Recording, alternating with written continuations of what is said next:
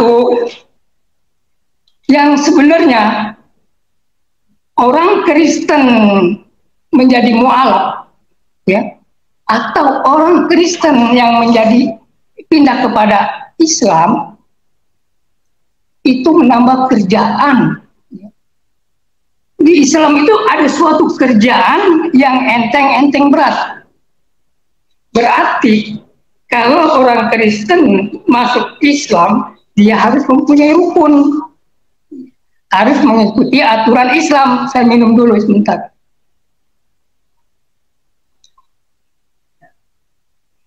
Nah, jadi orang Kristen yang mualaf, yang mengikut Islam, ya harus mentaati aturan Islam atau rukun Islam. Ingat nih, rukun Islam ada 5. Syahadat, sholat, zakat, puasa, haji. Ini wajib. Nah, wajib. Tapi yang lebih penting itu sholat. Kalau orang Kristen masuk Islam lalu di Islam enggak sholat, Quran bilang begini nih, Quran yang bilang, bukan saya loh. Dicatat di surat 107 ayat 4 dan 5. Itu Ustadz Yahya Waloni dari Kristen, itulah tempatnya, neraka. Jadi Kristen semacam Yahya Waloni ya beserta pengikut-pengikut. Kenapa? Mereka agak kurang berkenan dalam hati saya, ya, mengatakan bahwa neraka tempatnya orang Kristen. Nah, itu kata Yahya Waloni. Betul, tetapi Kristennya Kristen yang keluar, ya, menurut Yohanes 15 ayat 6, orang Kristen yang keluar dari Yesus, ya, lalu dikumpulkan orang, dicampakkan ke api, lalu dibakar. Nah, artinya dikumpulkan, ya. Kalau dikumpulkan bukan satu, berarti dengan pengikut-pengikutnya. Haleluya, haleluya, luar biasa. Firman Tuhan terus digenapi dari waktu ke waktu. Firman Tuhan tak mampu dihalangi dan dibatasi oleh siapapun, karena firman Tuhan terus bertumbuh dan berbuah lebat. Haleluya. Kali ini saudara-saudara, kita akan mendengarkan pernyataan-pernyataan yang sangat luar biasa dari seorang mantan ustadz, bagaimana ia membongkar rahasia-rahasia para mualaf-mualaf yang menjelaskan tentang kitab suci agama Kristen. Saudara, dibongkar secara tuntas dan secara jelas oleh mantan ustadz ini, saudara-saudara. Luar biasa. Saya percaya siapapun yang menonton dan menyaksikan tayangan ini, pasti orang itu akan sadar, dan kalau dia seorang yang keluar dari iman Kristen, saya yakin dia akan berpikir dan pasti dia akan kembali lagi percaya kepada Yesus Kristus, kecuali mereka yang memang hatinya sudah dikeraskan oleh Tuhan. Saudaraku, kita akan sama-sama menyaksikan tayangan ini, biar kiranya sudah diberkati oleh Tuhan. Dan kami terus mengetuk pintu hati Bapak Ibu Saudara-saudari, bila berkenan dukung kami dalam doa dan dana untuk pembangunan gedung gereja serta pusat pelayanan penginjilan yang ada di kota kami. Setiap bantuan Bapak Ibu Saudara dapat disalurkan di nomor rekening di atas ini, dan kami ucapkan banyak-banyak terima kasih. Mari kita akan saksikan bersama pernyataan-pernyataan yang luar biasa dari seorang yang membongkar rahasia para mualaf yang membahas tentang kitab suci Kristen. Selamat menyaksikan. Ya, salam. Assalamualaikum warahmatullahi wabarakatuh. Alhamdulillahi rabbil alamin, wa bihi nasta'inu ala umurid dunya waddin, wassalatu wassalamu ala asrafil anbiya'i wal mursalin wa ala alihi wa ashabi ajma'in, amma ba'du. Qala Nabiyyu sallallahu alaihi wasallam, Inna nafsi biyadi Isa ibnu Maryam wa qala nabiyyu ana quribun Isa ibnu Maryam fid dunya wal akhirah wa qala ta'ala bil Qur'anil Karim a'udzu billahi minasy syaithanir rajim wa innahu la'ilmun lisa'ati fala tamtaruna biha fattabi'uni hadza siratal mustaqim. Shadaqallahul azim. Maha benar Allah dalam segala firman-Nya. Terima kasih pada malam hari ini. Sebelum saya berkhutbah, ada sedikit pantun. Kepiting mencapik kerang-kerang di lubang batu. Bapak-bapak, ibu-ibu mualaf, pasang kuping biar terang. Nih saya sampaikan ayat satu-satu. Ya. Satu dari Alkitab dan satu dari Al-Quran. Artinya ada ayat Alkitab dan ada ayat Al-Quran yang saya akan sampaikan. Khutbah saya malam hari ini, saya merespon dan saya mendengar di YouTube khutbahnya Bapak Ustadz Yahya Waloni. Mereka berkata, Allah Subhanahu wa Ta'ala menjadikan neraka untuk tempat orang-orang Kristen. Itu kata Ustadz Yahya Waloni.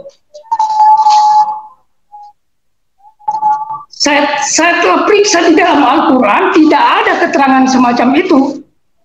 Yang ada keterangan orang Kristen masuk neraka itu di dalam Alkitab. Jadi khutbah ini saya merespon kata-kata Ustadz Yahya Waloni mengatakan bahwa neraka itu tempatnya orang Kristen. Nah, Al-Quran tidak ada keterangan, tetapi Alkitab ada di keterangan Alkitab. Ya, orang Kristen masuk neraka. Coba yuk kita buka, ya, Yohanes 15 ayat 6. Barang siapa tidak tinggal di dalam aku, itu. Barang siapa tidak tinggal di dalam aku, kata Yesus, seperti ranting copot lagi, lalu kering, dikumpulkan orang, dicampakkan ke api, lalu dibakar.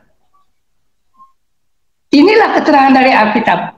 Orang Kristen, ya, tempatnya di neraka, betul kata Alkitab ini, kata ayat ini, tapi orang Kristennya yang mualaf, artinya yang keluar dari Yesus. Menurut keterangan ini, orang yang keluar dari Yesus, ya, itu dicampakkan ke api, lalu dikumpulkan orang, katanya. Artinya dikumpulkan orang itu berarti dengan pengikut-pengikutnya. Kalau itu Ustadz Yahya Waloni dari Kristen, itulah tempatnya, neraka. Jadi Kristen semacam Yahya Waloni, ya, beserta pengikut-pengikut. Kenapa? Mereka agak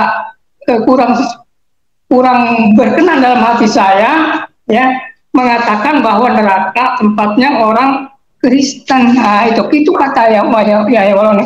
Betul, tetapi Kristennya Kristen yang keluar, ya, menurut Yohanes 15 ayat 6, orang Kristen yang keluar dari Yesus, ya, lalu dikumpulkan orang, dicampakkan ke api, lalu dibakar. Nah, artinya dikumpulkan, ya. Kalau dikumpulkan bukan satu, berarti dengan pengikut-pengikutnya. Jadi jangan sembarangan mengatakan tentang neraka, dan jangan main-main tentang neraka, gitu kan. Nah, itu, saudaraku, yang sebenarnya orang Kristen menjadi mualaf, ya, atau orang Kristen yang menjadi pindah kepada Islam, itu menambah kerjaan. Di Islam itu ada suatu kerjaan yang enteng-enteng berat.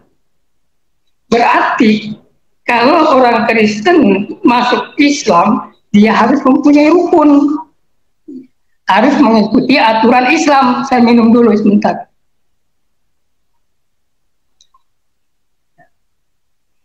Nah, jadi orang Kristen yang mu'alaf, yang mengikut Islam, ya harus mentaati aturan Islam atau rukun Islam. Ingat nih, rukun Islam ada 5. Syahadat, sholat, zakat, puasa, haji. Ini wajib. Nah, wajib. Tapi yang lebih penting itu sholat. Kalau orang Kristen masuk Islam lalu di Islam enggak sholat, Quran bilang begini nih. Quran yang bilang, bukan saya loh. Dicatat di surat 107 ayat 4 dan 5. Ya. Kata Quran begini. Wailul lil musallin alladzina hum an sholatihim sahun. Celakalah orang yang sholat, yang sholatnya lalai, yang sholatnya kadang-kadang. Itu yang sholat aja celaka, apalagi yang kagak. Nah, mu'alaf dari Kristen pindah ke Islam, lalu di Islam enggak sholat, celaka. Apalagi di Islam sholatnya lalai, Quran bilang celaka. Apalagi kalau enggak berdosa. Lalu di mana tuh tempat orang berdosa, orang-orang mu'alaf yang enggak sholat, ya? Yang enggak sholat di mana tempatnya? Nah, Quran bilang di surat 20 ya, Toha ayat 74. Innahu mayati rabbahu mujriman fa innalahu jahannam la yamutu fiha wa la yahya. Sesungguhnya siapa yang menghadap Tuhannya dengan keadaan berdosa, jahanam tempatnya. Di neraka jahanam, tidak mati, tidak hidup. Itu menurut ayat Al-Quran. Nah, ini. Jadi orang Kristen masuk Islam menambah kerjaan. Kerjaan ini berat. Ya, kalau sebulan, 2 bulan, kuatlah sholat 5 kali sehari semalam. Setahun juga masih kuat. Kesononya mas saya yakin melempem. Ya. Sedangkan, ya ingat, sedangkan kata hadis Rasulullah begini, yang artinya begini. Nanti pada hari kiamat katanya, yang pertama dihisab atau ditanya yaitu tentang sholat. Apabila sholatnya sempurna, lain amalnya disempurnakan. Nah, apabila sholatnya tidak sempurna, gugur, sia-sia amalannya. Ini berat. Jadi ini hadis Rasulullah, ini hadis populer ya. Populer.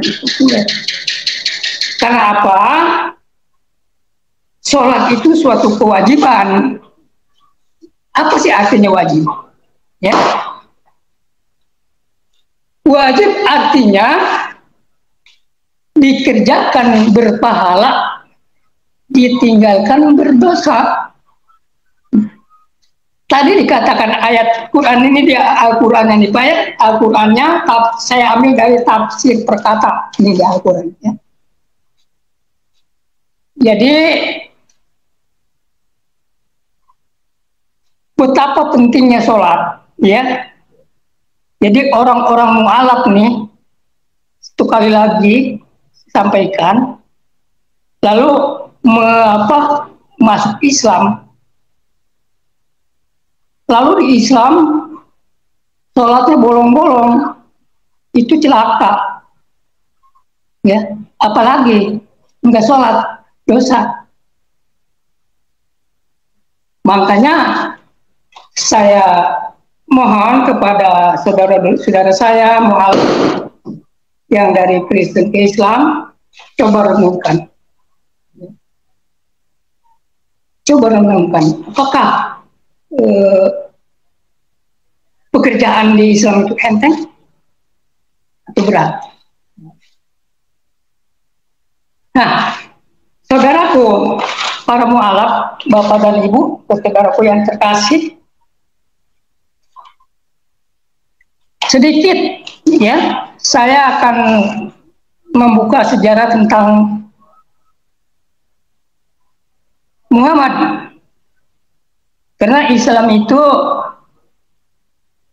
pimpinannya ya Muhammad.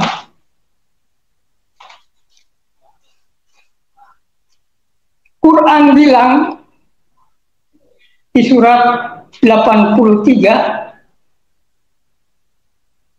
yang artinya begini, bukankah dia menemuimu keadaan anak yatim, wa wajadaka dolam, dan dengan keadaan bingung.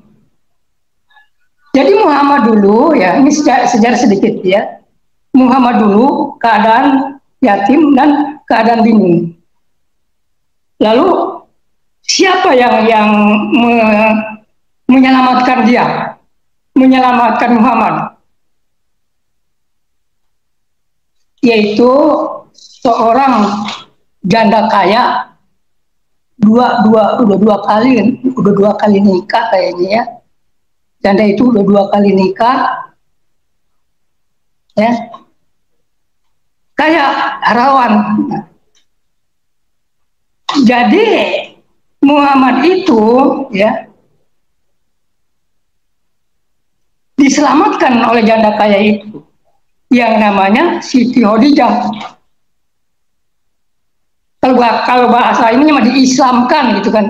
Kalau diislamkan itu artinya diselamatkan. Islam itu bahasa Arab, bahasa Indonesia selamat. Jadi Muhammad diislamkan, diselamatkan oleh Siti Khadijah, bukan Khadijah diselamatkan. Nah, lalu Muhammad itu dijadikan suami. Nah, sebelum menikah, ya semua orang-orang Muslim tahu bahkan Siti Khadijah itu orang Kristiani ya. Kristiani Najran kan gitu kan. Sebelum Muhammad menikah, dia bersaksi dengan hamba-hamba Tuhan.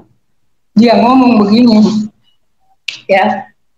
Itu hadisnya begini. Itu hadis, ya, ada di buku Mutiara Hadis, namanya nomor 152 kalau nggak salah. Kalau dulu saya punya, sekarang udah nggak punya ya. Jadi di buku Mutiara Hadis nomor 152 bunyinya begini. Innan nafsi biadihi Isa ibnu Maryam. Inna sesungguhnya, nafsi jiwaku atau diriku atau jiwa ragaku, inna nafsi biadihi Isa, kuserahkan kepada Isa ibnu Maryam. Nah, ini artinya Muhammad buka hati sebelum dia menikah. Dia bersaksi dulu, dia buka hati dulu untuk menerima Yesus Kristus. Ini malah yang udah pengikut Yesus Kristus keluar lagi. Ingat, keluar dari Yesus Kristus itu ranting akan menjadi kering dan akan dikumpulkan, dicampakkan ke api dan akan dibakar, artinya di neraka. Nah, jadi hadis ini yang menggugah saya dulu waktu saya masih Islam. Saya pikir dulu, Muhammad aja buka hati menerima Isa Al-Masih atau Yesus Kristus, apalagi saya. Nah itu kan, apalagi saya, dia aja buka. Nah itu. Jadi ini malah yang katanya Ustadz Yahya Wahlone itu dari Kristen, nah, malah keluar mengejar Al-Quran, mengejar pemimpinnya yang namanya Muhammad. Sedangkan Muhammad membuka hati, menerima Isa Al-Masih atau Yesus Kristus. Nah, setelah dia buka hati, lalu di surat 2 Al-Baqarah ayat 138,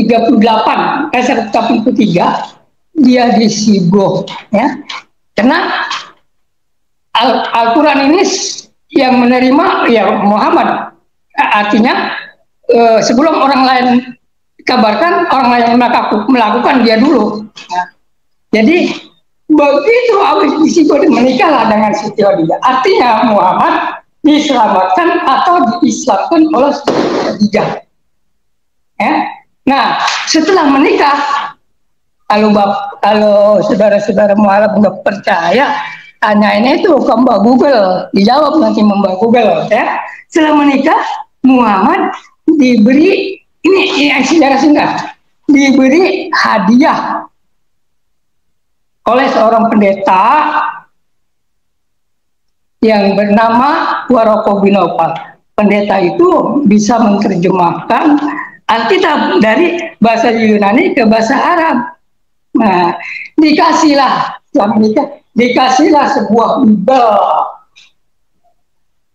Ya, kalau kata bahasa sekarang maka kakaknya, jadi Siti Khadijah itu kakaknya Waroko bin Naufal, ya. Karena Naufal itu adiknya Khalid, bapaknya Siti Khadijah itu namanya Khalid, ya, Khalid. Jadi Naufal itu adiknya Khalid, jadi bapaknya Waroko. Nah, jadi begitu habis menikah, Muhammad dikasih hadiah Bible.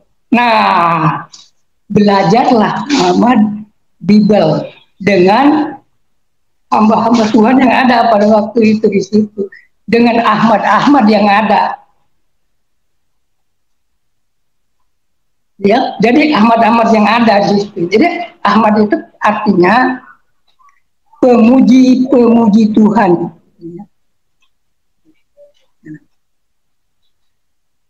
Dia belajar, makanya dia waktu belajar ya sering ke Gua Hira berdoa, gitu kan, berdoa.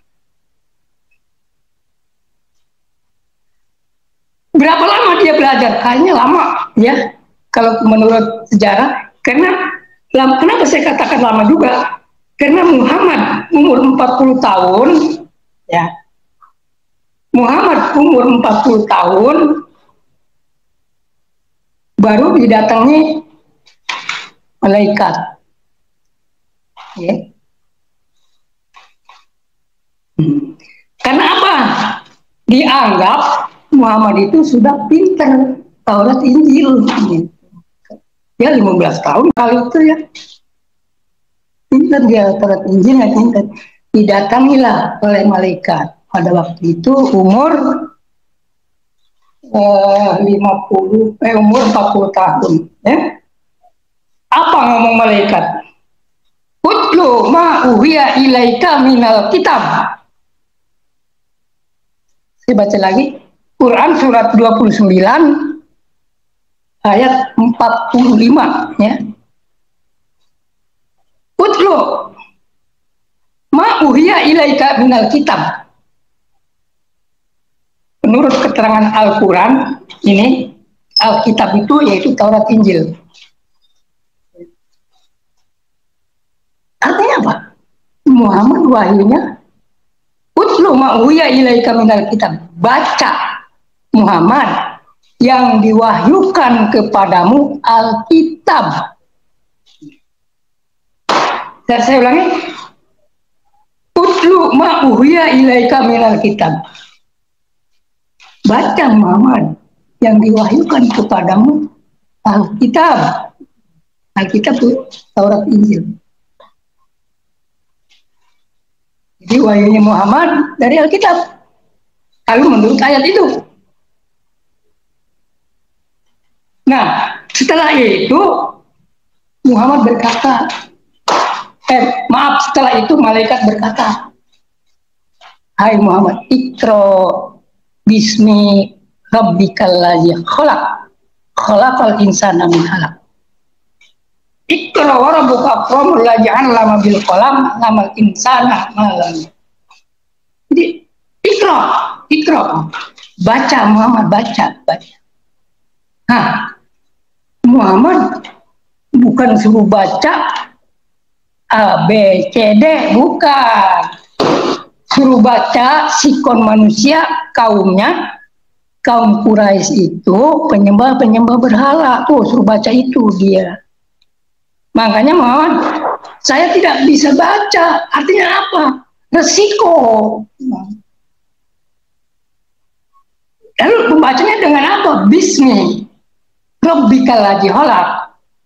Dengan hukum-hukum Tuhan yang menciptakan kamu. Jadi orang Quraisy pada waktu itu penyembah berhala dengan aturan-aturan Abu Jahal kan gitu.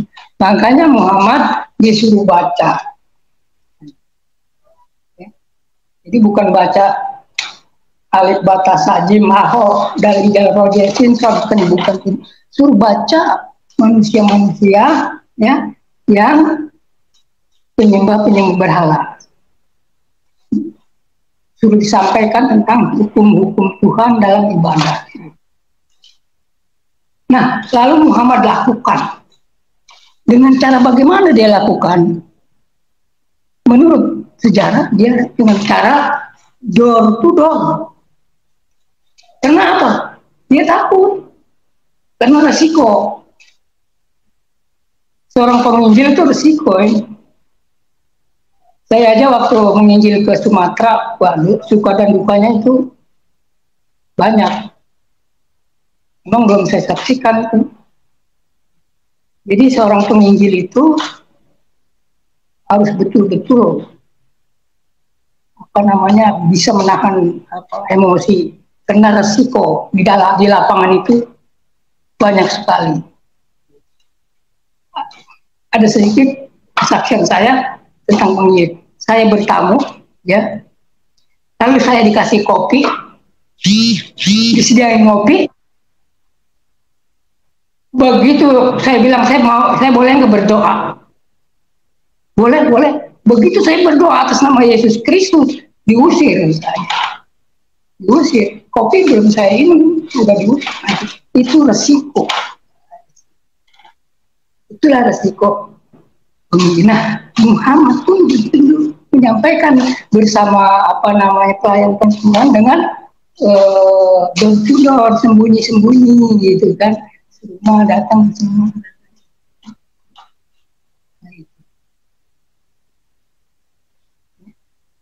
Berapa lama Muhammad menyampaikan tarat Injil itu? Kurang lebih 2,5 tahun. Lumayan, ya. Ini baru menginjil sebulan, 2 bulan udah lelah kayaknya orang-orang Kristen. 2,5 tahun. Nah, 2,5 tahun dia lakukan door to door, dia istirahat. Lalu datang lagi itu malaikat. Ya, datang lagi malaikat. Malaikat bilang, ya ayuhal mudasir pak anjir, warabbuka fakabbir, wasiyabaka fatahir. Hai orang-orang yang berselimut, hai orang-orang yang tidur,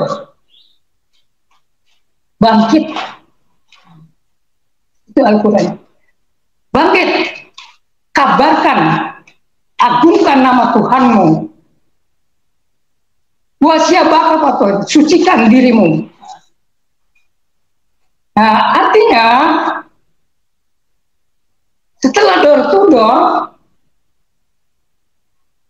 Muhammad tadi disuruh terang-terangan dakwahnya gitu kan, penginjilannya gitu kan, bahasa Arab kan dakwahnya, bahasa kita Kristennya ya penginjilannya, terang-terangan terus. Apa yang pertama dia lakukan? Dia membuat tahu tempat doa di mana membuatnya, di Bukit Sopa namanya. Saya juga nggak tahu itu di mana Bukit Sopa ya. Tanyakan aja nanti yang tahu. Ya. Saya juga kurang tahu Bukit Sopa itu di mana. Nah, dia membuat itu Bukit Sopa. Dia undang kaum Quraisy, ya. Dia undang Bani Sam, Bani Hasyim, diundang ke tempat persekutuan doanya. Lalu dia undang pula kaki tangan Abu Jahal yang namanya Abu Lahab. Diundang, datang. Nah, kalau waktu itu kumpullah orang-orang itu banyak di Bukit Sopa, apa yang mereka sampaikan di dalam dakwahnya itu, di dalam doanya. Dia bilang begini, hai kaum, inna nafsi biadihi Isa ibnu Maryam, anak koribun Isa ibnu Maryam di dunia wal akhirah. Itu hadis, ya. Sesungguhnya jiwaku, diriku, jiwa ragaku, udah diserahkan kepada Isa ibnu Maryam. Muhammad aja buka hati menyerahkan kepada Yesus Kristus. Ini yang udah di dalam Yesus keluar mau mengejar Muhammad. Terdahulu menjadi kemudian nih. Tapi ingat ya, para mualaf, Tuhan Maha Adil, Tuhan Maha Kasih. Berbaliklah kepada Tuhan kita, ya, Yesus Kristus. Nah, begitu dakwah anak koribun Isa ibnu Maryam di dunia wal akhirah. Anak saya koribun dekat Isa ibnu Maryam di dunia, dan saya dekat dengan Isa ibnu Maryam di dunia dan di akhirat. Nah, bukannya dekat di situ, bukan dekat orangnya, tetapi dia selalu mengabarkan aturan-aturan hukum-hukum yang tercatat, yang diperintahkan oleh Yesus Kristus atau Isa Al-Masih. Nah, gitu. Makanya dia ngomong, anak koribun Isa ibnu Maryam di dunia, aku dekat dengan Isa Al-Masih di dunia dan di akhirat. Nah, Quran bilang juga kan wajihan di dunia wal akhirat. Jadi Isa Al-Masih itu berkuasa di dunia dan di akhirat, atau di bumi dan di surga. Nah, jadi ingat, saudara-saudaraku, Bapak Ibu mualaf, ya, coba renungkan khutbah yang saya sampaikan ini. Kenapa ya? Kalau Quran bilang watawasau bil haq watawasau bis sabr, kita saling menasehati gitu kan, saling memberikan masukan. Kalau udah dinasehati ya terserah Anda gitu kan. Jadi begitu Muhammad dakwah di situ, apa yang disampaikan dulu? Angkiji ampusikum minanar.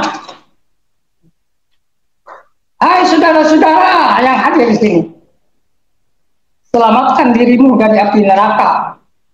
Sesungguhnya saya tidak bisa bertanggung jawab di hadapan Allah. Jadi dia sadar juga.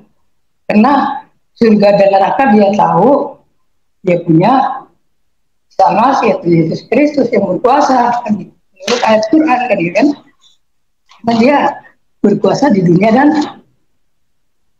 di akhirat. Selamatkanlah dirimu dari api neraka. Jadi dia bersabda begini, sahabat. Tidak ada satu orang pun masuk ke dalam surga dengan amalnya, kata Muhammad. Begitu juga aku, kata Muhammad, kecuali dengan rahmat Allah. Jadi Muhammad juga sadar bahwa surga dan neraka itu yang berkuasa Isa Al-Masih. Jadi ingat, saudara-saudara penghalap,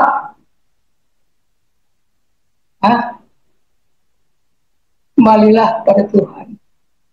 Tuhan kita, dia sangat mengasihi Anda, sangat mengasihi Anda.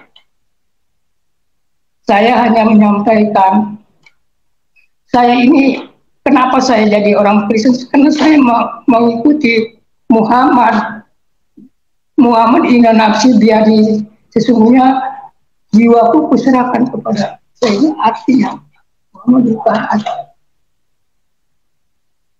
Jadi pelantara saya jadi orang pengikut Isa Al-Masih itu hadis tadi yang negas. Jadi saya mengasihi juga kepada saudara-saudara saya, khususnya kepada ya mu'alaf yang artinya orang-orang murtad yang dari Kristen. Tadi sudah saya sampaikan, sangat berat sekali. Apalagi saat ini bulan suci Ramadan, bagi ibu-ibu baru dapat 25 hari, lalu datang bulan men, kan menurut aturan tidak boleh puasa. Nah, begitu datang lagi, misalnya ditinggal 5 hari tidak puasa, itu harus dilakukan, harus ditebus, harus dibayar bulan Syawal gitu kan. Nah, kalau nggak dibayar yang 5 hari, yang ditinggal tadi men, seminggu atau 10 hari yang tadi men, kalau sampai bulan puasa lagi, lalu puasa yang ini percuma. Karena yang namanya puasa 1 bulan 29 hari, kan gitu kan. Nah, kalau nggak ditebus, nggak dilakukan yang ditinggalkan bulan Ramadan kemarin, ya malaikat bingung maksudnya. Saudaraku yang kekasih, saudara ibu-ibu mu'alaf, saya menghimbau, ya, mari kita berpikir kembali, mari kita ingat kembali kepada kebaikan Tuhan kita Yesus Kristus. Memang murtad itu ada 3 hal orang yang melakukan murtad: karena emosi, karena terpaksa, ada juga karena panggilan. Ada 2 panggilan. Apakah panggilan Tuhan? Apa panggilan hantu? Nah, ini yang tahu apa namanya yang orang murtad itu. Nah, saudaraku, setelah Muhammad dakwah, selesai dakwah itu Abu Lahab, ya, kaki tangannya Abu Jahal itu ngomong, kata Abu Lahab begini, "Hai Muhammad, celaka kamu. Apakah kamu mengundang saya, memanggil saya untuk datang ke tempat ini hanya untuk ini?" Artinya Muhammad mengajak berpedoman kepada Taurat Injil, bukan kepada Abu Jahal. Celaka kamu, kata Abu Lahab. Itu keterangannya ada di sini. Ya, di surat Tabat yada abilah abi watab ma'agna anhu malhuwa makasab. Saya selana jatah lahab wa amratu hammalatal khatab fi jidiyah hablum mim masad. Ini ada di sini terangnya, ya. Jadi turunnya ayat ini yaitu si Abu Lahab berkata, celaka kamu Muhammad. Jadi Muhammad diancam dengan kaki tangan Abu Jahal pada waktu itu, ya. Jadi Muhammad tidak gentar, tidak takut, karena ini perintah Tuhan untuk menyampaikan kabar baik. Lalu Muhammad mendatangi kaum Quraisy yang sedang berkumpul. Nah, begitu Muhammad datang, Muhammad ngomong, "Hai kaumku, apa yang kamu sembah selain Allah itu tidak akan mendatangkan kebaikan." Tuh. Ini di sini ada terangan di surat 43 ya.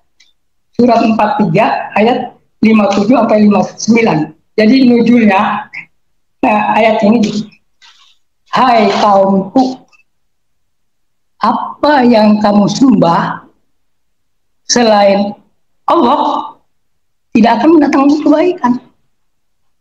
Lalu orang-orang Quraisy itu bertanya kepada, "Hai Muhammad, bukankah Isa ibnu Maryam itu seorang nabi yang soleh? Mengapa ia pun kamu sembah?" Nah, ini ada keterangan di sini, ya. Ini karena di kitab tafsir, bukan di kitab. Orang Quraisy ngomong, "Hai Muhammad,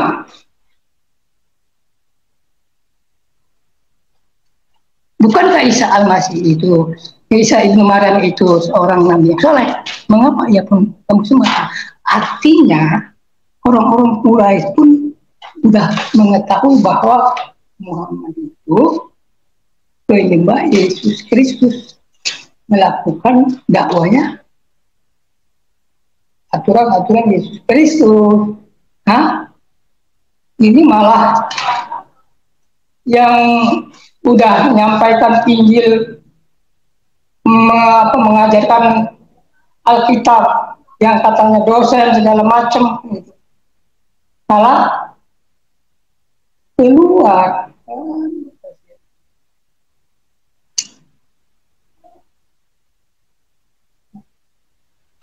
Begitu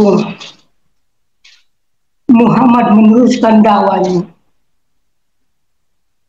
"Ya ahlal kitab." Jadi orang-orang Quraisy pun ahli-ahli kitab. Kitabnya kitab apa nggak tahu. "Ya ahlal kitab, lastum ala syai hatta tuqimuna Taurata wal Injil wa ma unzila ilaikum mir rabbikum." Hai ahli kitab, kamu tidak dipandang beragama sehingga kamu menegakkan ajaran-ajaran Taurat Injil yang diturunkan dari Tuhanmu. Nah, artinya Muhammad mengajak kepada kaum Quraisy untuk bertaurat Injil, untuk berpedoman kepada Taurat Injil. Nah, orang mualaf udah berpedoman ke Taurat Injil, malah keluar. Haleluya. Haleluya. Jadi Muhammad ngomong, jangan sampai diribetkan oleh aturan-aturan agama, ya. Karena pada waktu itu agama orang Quraisy banyak dicampur aduk. Maka Muhammad dikasih peringatan oleh malaikat, "Wala talbisul haqqo bil batil wa taqtumul haqqo wa antum ta'lamun." Hai Muhammad, jangan kamu campur adukan antara yang hak dengan yang batil. Jadi Muhammad berdakwah, menyampaikan, keluarlah dari agama yang merepotkan. Itu agama Abu Jahal tadi, kan gitu. Suruh keluar. Ada nggak ayatnya di dalam Al-Quran? Ada. Surat Al-Maidah ayat 54, bunyinya begini.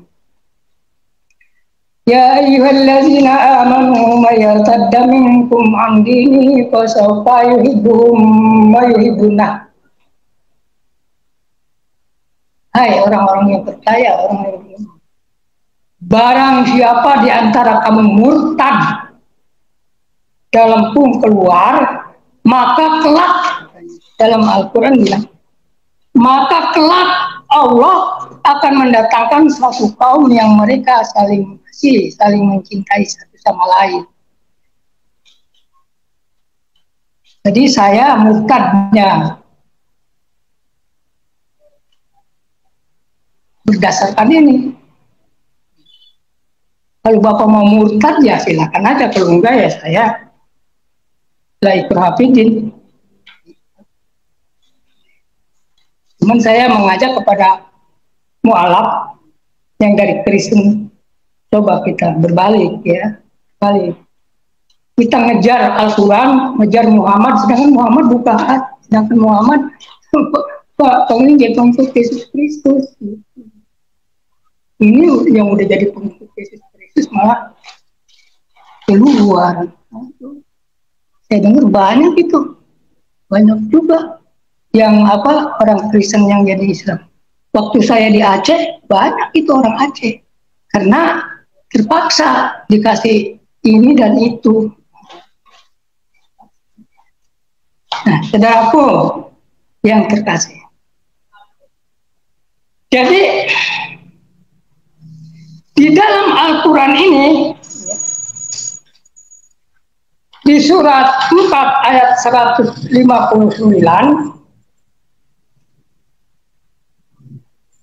yang artinya begini. Nanti ahli-ahli kitab itu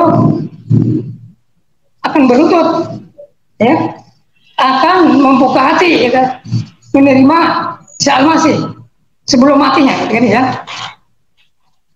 Kenapa? Isa Al-Masih itu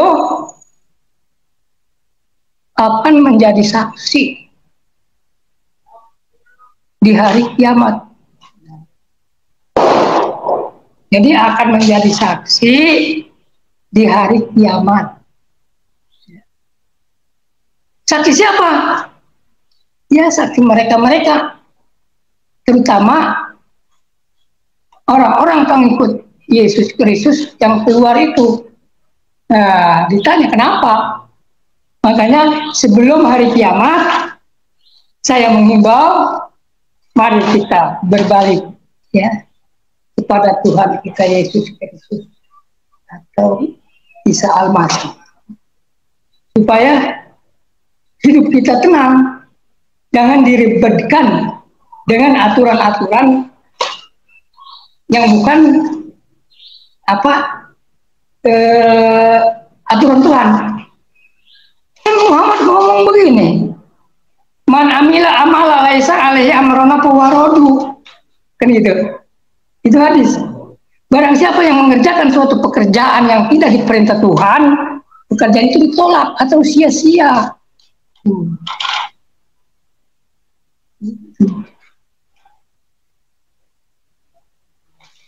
Jadi pekerjaan yang tidak diperintah oleh Tuhan lalu dikerjakan, kata Muhammad tadi, itu ditolak.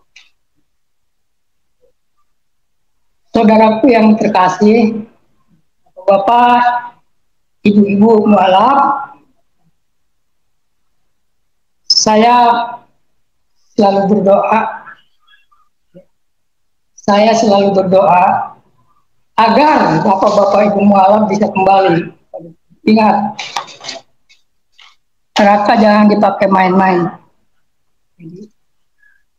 Begini, yang sakit di dalam tubuh kita ini roh, bukannya jiwa atau bukannya daging. Karena begitu roh keluar dari tubuh kita, itu dibakar diam aja, dibakar diam. Tapi kalau rohnya masih ada, jangan lagi dibakar, disuruh rokok aja sakit. Artinya yang sakit bukannya tubuh roh. Nah, kalau kita mati, rohnya tuh kemana? ke surga apa ke neraka. Nah ini, ingat, wajihan di dunia kelahir di bumi dan di surga itu Yesus Kristus atau Isa Al-Masih yang berkuasa.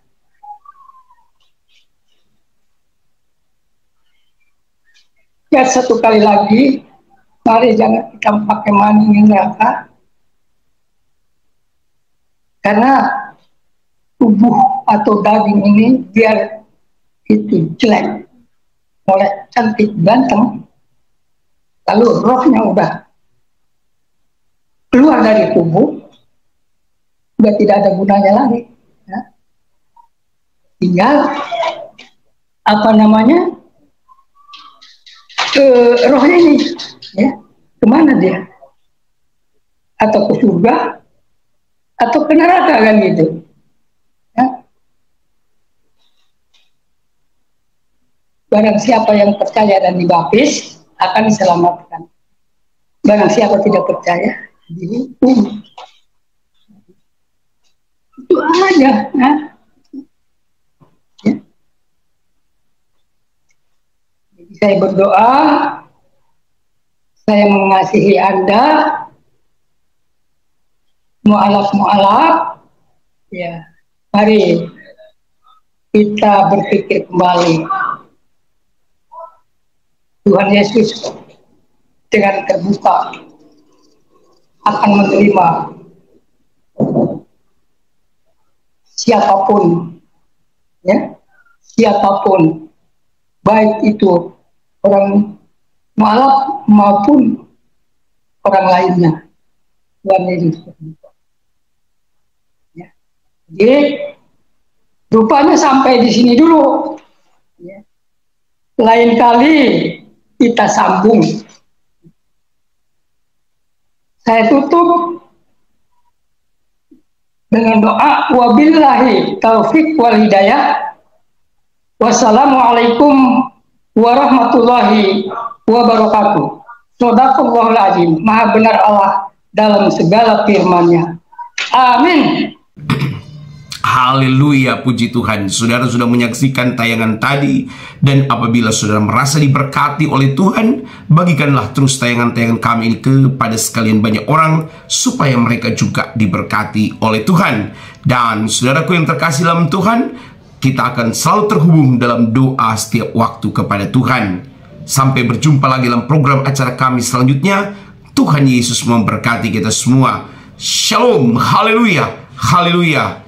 Yesus Tuhan Allah kita. Amin.